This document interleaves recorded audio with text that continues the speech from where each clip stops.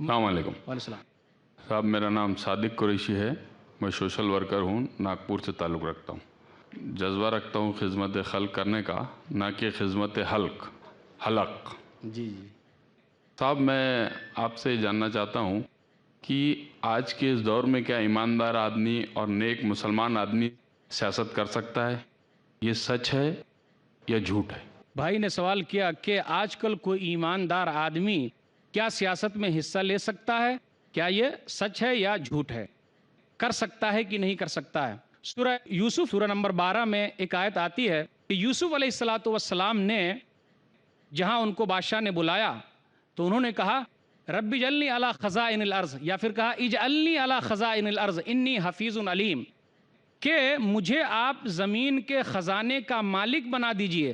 تو وہ غیر مسلم ملک میں وزیر خزانہ تھے، تو آدمی کو یہ چاہیے کہ اگر اس کے اندر وہ چیز پائی جاتی ہے، قوم کی خدمت کر سکتا ہے، اگر وہ اس عہدے پر نہیں جائے گا تو دوسرے چور لوگ آ جائیں گے، دوسرے لوگ قوم کو لوٹیں گے، تو سچے آدمی کو آگے آنا چاہیے تاکہ قوم کا فائدہ ہو، قوم کا بھلا ہو۔ اگر سچے لوگ نہیں آئیں گے تو جھوٹے لوگ زیادہ ہو جائیں گے، اس لیے جھوٹے لوگ جھوٹا کاروبار کریں گے اور اپنی دکان چمکائیں گے۔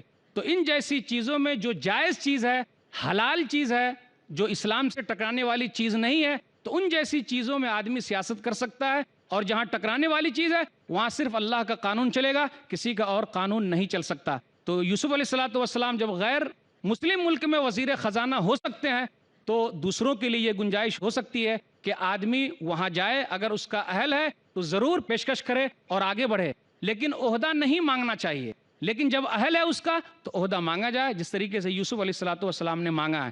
لیکن صرف ویسے ہی مانگتے رہیں گے نام روشن کرنے کے لیے تو یہ صحیح نہیں ہے۔ کام کے لیے، ملک کے لیے، قوم کے لیے آدمی کو چاہیے کہ آگے بڑھے، تو اس طریقے سے کام کریں گے تو سچے لوگوں میں شمار ہوں گے۔ تو وہاں بھی ہم کو سچ ہی بولنا ہے، جھوٹ نہیں بولنا ہے۔ واللہ عالم بالصواب۔